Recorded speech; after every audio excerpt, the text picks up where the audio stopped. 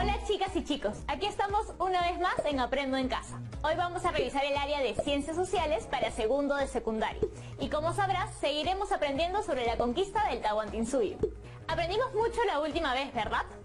Seguro recordarás lo que pasó en Cajamarca con la captura y muerte de Atahualpa, pero hoy veremos lo que pasó después. ¿Fue fácil la conquista? ¿Acaso no hubo resistencia? Todo esto lo sabremos en instantes, así que no te olvides de traer lápiz y papel. Presta mucha atención a las acciones de los protagonistas de esta etapa histórica, a la época de los incas rebeldes. Como siempre, escucha atentamente a las explicaciones de las historiadoras y los historiadores, y toma nota de lo más importante. Además, anima a tu familia para que aprendan juntos. ¡Empezamos!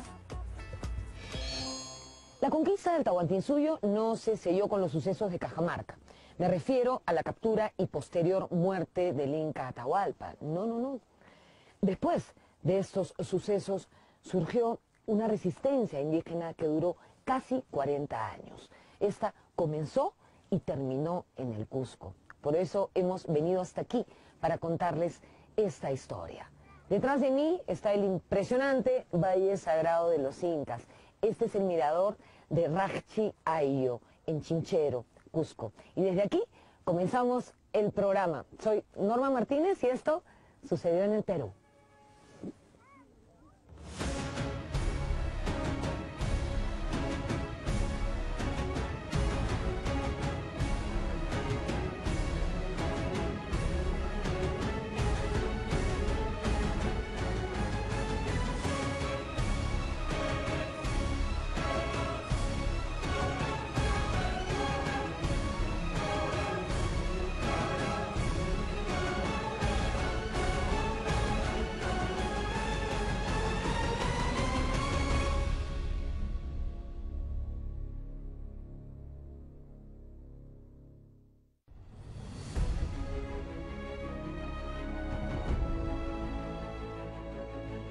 La captura de Atahualpa en Cajamarca en noviembre de 1532 tuvo un significado diferente para vencedores y vencidos.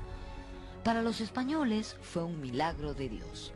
Para los indios, un cataclismo. Sus dioses y el propio Hijo del Sol fueron derrotados.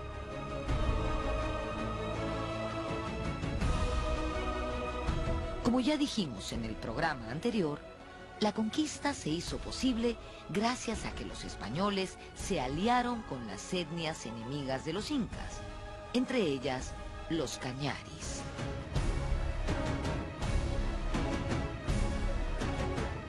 Vamos al caso de los cañaris. Los cañaris se entregan temprano y lo apoyan totalmente.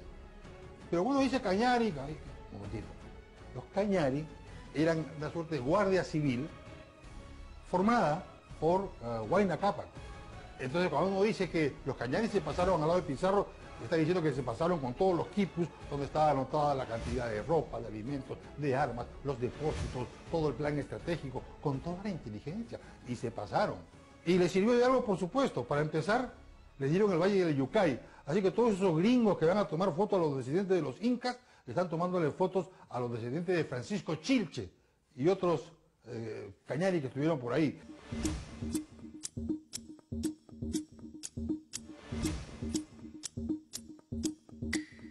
Como todos sabemos, Atahualpa le ofreció a Pizarro un cuarto lleno de oro y 2 de plata a cambio de su libertad.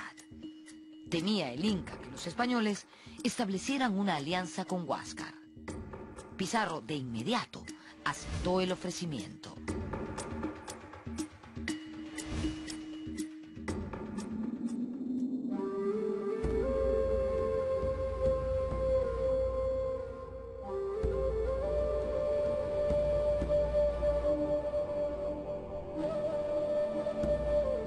Preso, el Inca Atahualpa se procedió a recolectar su rescate. Para ello, Francisco Pizarro mandó desde Cajamarca hasta Pachacámac a su hermano, Hernando, con 25 jinetes el 5 de enero de 1533. Cuenta el cronista Miguel de Estete que cuando llegaron aquí se sorprendieron al ver esta mezquita y en ella encontraron una suerte de fosa, de cueva, donde imaginaron que estaría el oro. ¿Cuál no sería su sorpresa al descubrir que esta cueva era un lugar sucio y maloliente, donde había una talla de madera representando al dios Pachacamac?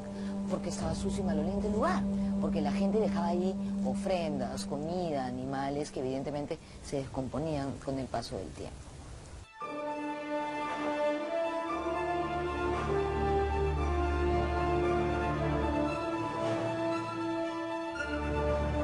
Imaginen la furia que sintió Hernando Pizarro al ver esta situación. Acusó a los indios de adorar imágenes demoníacas y mandó a quemar el ídolo.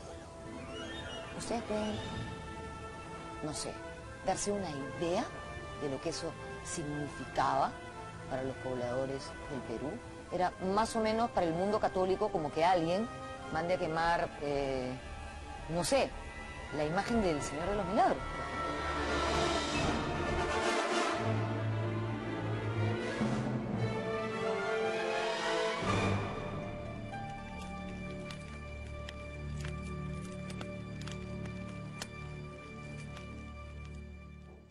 Sí, señor. 1532, Cajamarca. Atahualpa, Pizarro. Atahualpa está preso, cenan cada noche juntos, ya se pusieron de acuerdo para el rescate y entonces, como he anticipado, Atahualpa lo manda a traer al sacerdote Pachacamac con Hernando Martínez y Lucas Martínez, por quien sé todo esto, y lo trata muy mal, lo pone cadenas y le ordena que vaya a traer todo el oro de Pachacamac inmediatamente. Y el otro pues va ahí todo afligido a cumplir, como de hecho ocurrió. Ya en la cena, Pizarro le dice a Atahualpa, por intermedio de Martinillo, el intérprete, si Pachacamac es tan poderoso, ¿no temes que te castigue? ¿Por qué me va a castigar? Por haber maltratado al sacerdote y agarrar el oro. Ah, ya.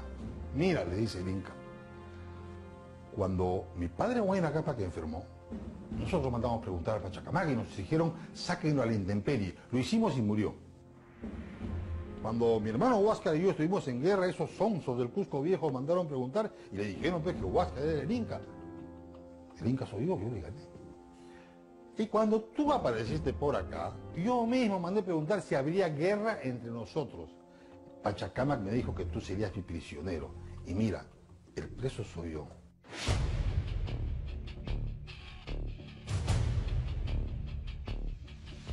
La llegada de Diego de Almagro a Cajamarca empeoró la situación de Atahualpa, quien secretamente mandó asesinar a su hermano Huáscar para que no pudiera aliarse con Pizarro.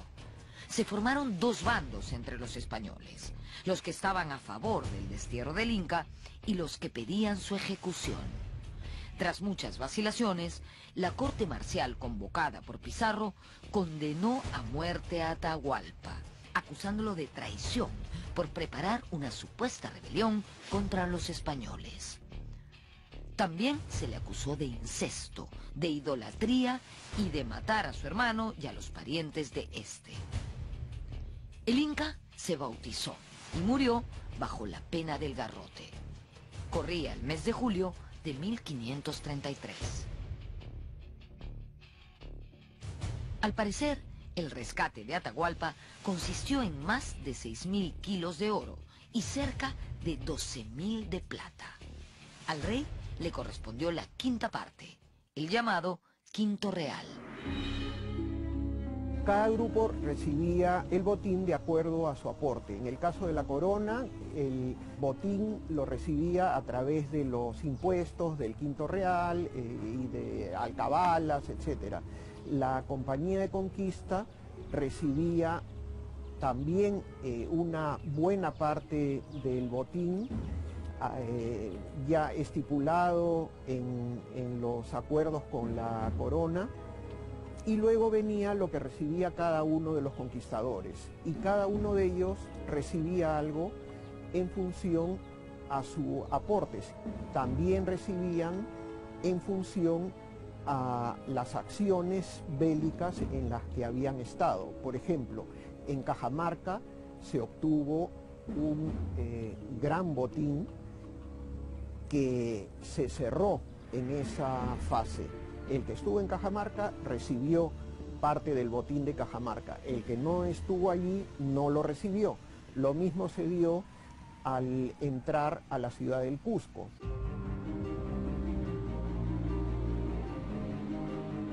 Muerto Atahualpa, Francisco Pizarro partió rumbo al Cusco en agosto de 1533. El marqués gobernador buscó un inca títere entre las panacas vinculadas a Huáscar. El elegido fue Túpac Hualpa, quien moriría envenenado cuando la expedición llegó a Jauja.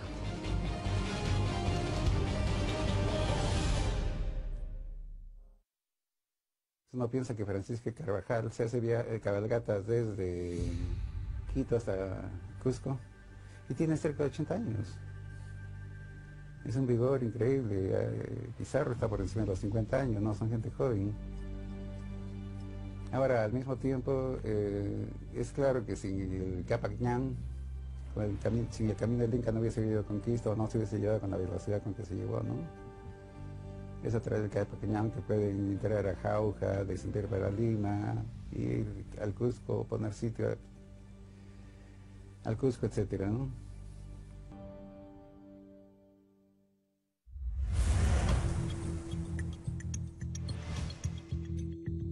La conquista fue justificada bajo argumentos racistas, como la superioridad biológica del europeo sobre el indígena. Al margen de eso, lo cierto es que la población indígena fue devastada por las enfermedades recién llegadas, para las que ellos no tenían defensas. Luego de la muerte de Túpac Hualpa, Pizarro nombró como inca títere a Manco Inca Yupanqui, quien era un joven hijo de Huayna Cápac. Manco Inca estaba convencido de que los españoles eran dioses que venían a hacer justicia contra los abusos de Atahualpa. Pizarro, por su parte, quería aprovechar la autoridad del joven príncipe inca. De esta manera, ambos ingresaron juntos al Cusco en noviembre de 1533.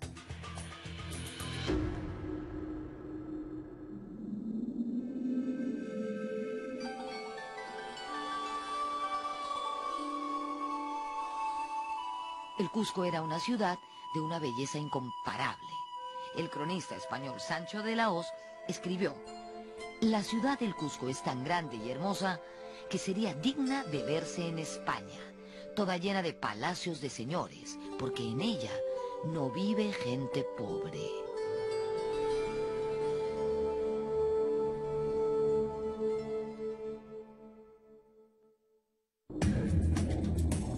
Los habitantes del Cusco vieron con sorpresa cómo sus templos eran saqueados por los supuestos dioses.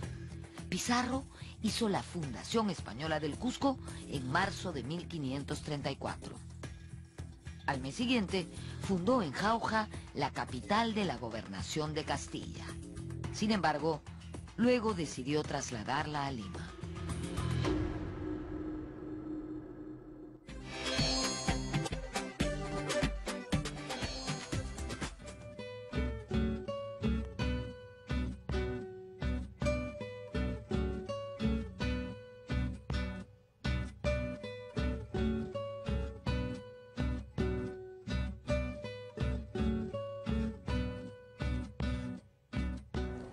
En las expediciones españolas casi no había mujeres. Por eso, los conquistadores entablaron relaciones sexuales con mujeres andinas, muchas veces de forma violenta. Fruto de esas relaciones nacerían los mestizos. Mestizos nacieron de la soldadesca y también de la plana mayor. Por ejemplo, Francisco Pizarro se casó con una princesa inca y tuvo 3 hijos. En esta casa de la esquina vivió un célebre mestizo, pero esa historia se las voy a contar dentro.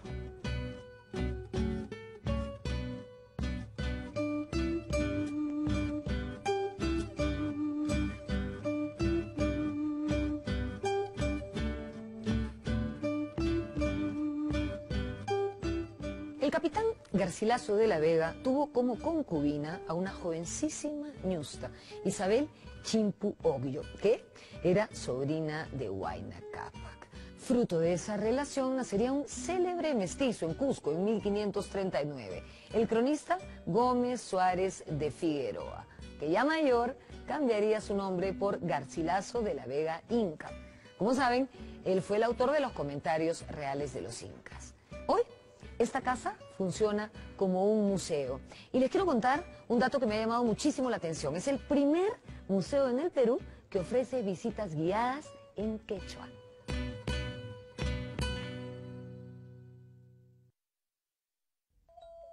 Siguiendo con Manco Inca, no pasó mucho tiempo para que se desengañe.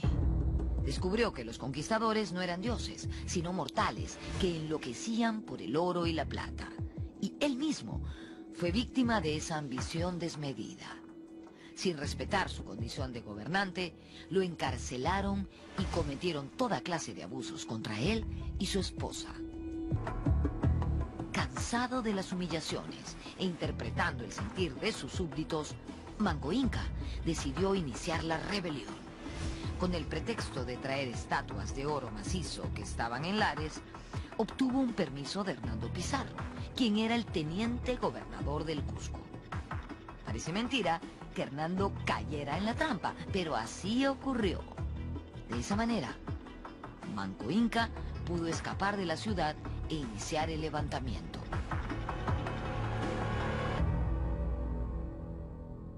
Y en este año, en 1536, Manco Inca se da cuenta de que los españoles no eran personas con las cuales se podía formar una alianza a su favor personal, ni a favor del mantenimiento del imperio de los incas, sino por el contrario, ellos estaban progresivamente quitándole el poder que él deseaba mantener. Y es en ese momento que inicia una rebelión. En esta primera ofensiva, Manco Inca actuó en conjunto con el sumo sacerdote, el Vilac Humo, y dispuso ataques simultáneos al Cusco y Lima.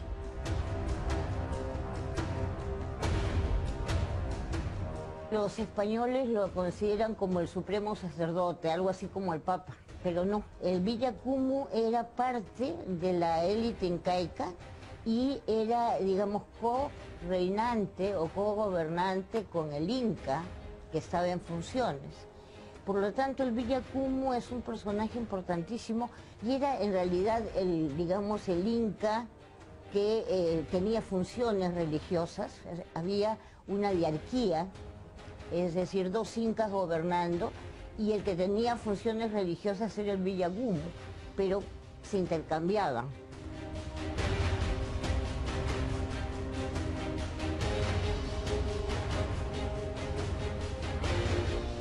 Entre abril y marzo de 1536, el Cusco amaneció cercado por miles de guerreros incas. Además, para neutralizar a los caballos, Manco hizo inundar los alrededores de la ciudad. Hernando Pizarro preparó la defensa con su escasa fuerza reforzada por decenas de miles de chachapoyas, tarmas, chancas, huancas y yauyos, etnias enemigas de los incas.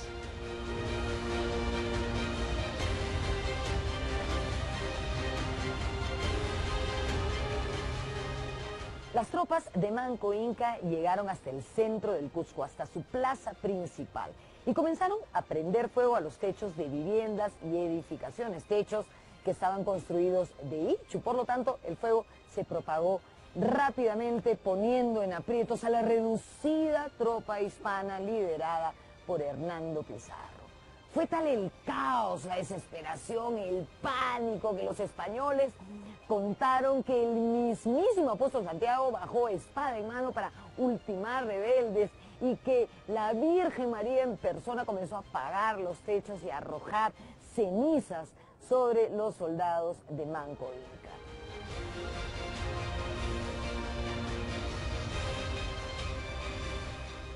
Hernando Pizarro tuvo una actividad indesmayable y no dudó en castigar a los españoles por temerosos y cobardes.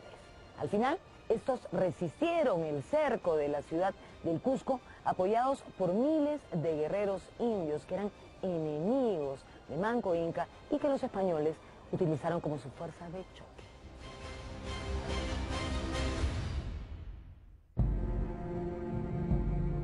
A mediados de mayo de 1536 y tras duros enfrentamientos, los españoles y sus aliados se apoderaron de Sacsayhuamán.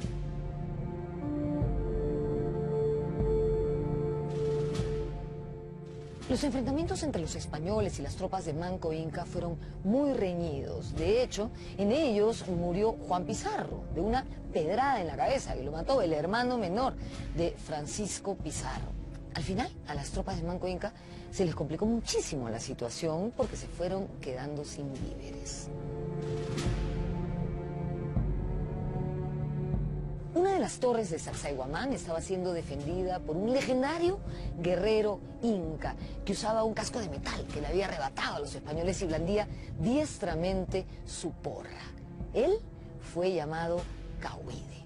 Este valiente orejón cusqueño pasó a la posteridad porque cuando los españoles estaban decididos a tomar la torre en la que él se encontraba, él decidió no rendirse y se suicidó. Lanzó su porra al aire, se envolvió en su manto y se arrojó desde estas alturas. Un momento épico en la resistencia inca.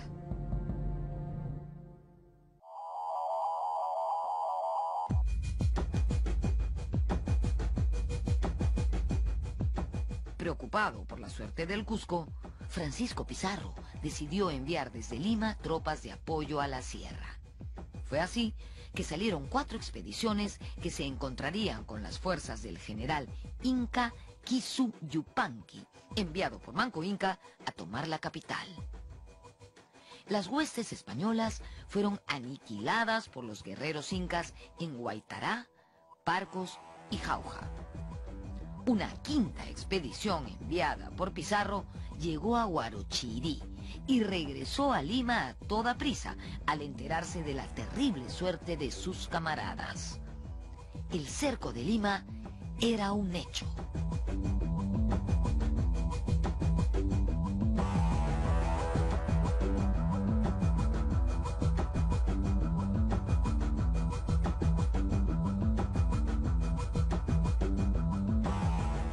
Manco Inca dispuso que su bravo general Titu Yupanqui, también conocido como Kisu Yupanqui, comandase el cerco de la ciudad de Lima. Yupanqui estableció su cuartel general en las faldas del Cerro San Cristóbal y colocó a sus tropas en distintos puntos del valle, todos cercanos al río. De esta manera emprendió el cerco de la entonces pequeña ciudad, mientras él, desde la cima del cerro, lo observaba todo.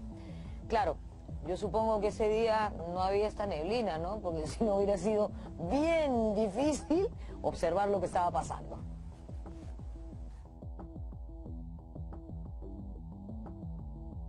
Corría el mes de agosto de 1536 y Lima estaba amenazada por cerca de 25.000 guerreros incas, distribuidos en 3 grandes grupos. Se produjeron varias escaramuzas y los españoles no consiguieron romper el cerco. Pizarro entonces preparó a su ejército para la batalla final. Como en el Cusco, los españoles recibieron el valioso apoyo de miles de indígenas, enemigos de los incas.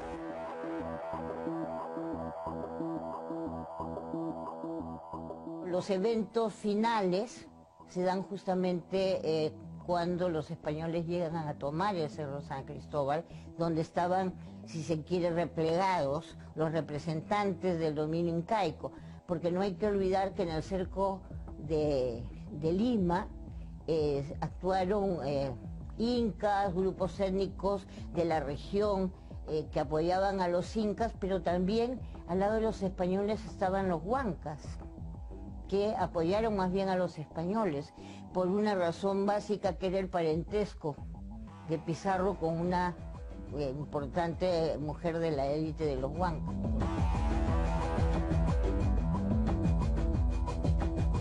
Kisu Yupanqui estaba decidido a exterminar a los extranjeros. "A la mar, barbudos", era el grito de sus guerreros. Nos quedamos en lo más interesante, ¿no les parece? Pero no se preocupen, que en el siguiente programa vamos a aprender más sobre Manco Inca y sus tropas rebeldes. Así que no vayan a perdérselo. Habrás notado que tanto los conquistados como los conquistadores tuvieron motivos para actuar como actuaron. ¿Por qué lo hicieron? ¿Cuáles fueron las causas de sus acciones? Quizás no has tenido oportunidad para reflexionar sobre esto, pero no te preocupes que el reto de hoy está enfocado a responderlo. Primero vas a identificar a por lo menos 3 protagonistas de esta parte de la historia. Cuando me refiero a protagonistas pueden ser individuales o grupos.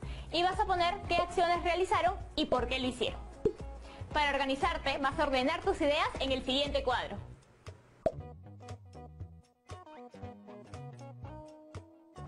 No te olvides de guardar este reto en tu portafolio, porque te vas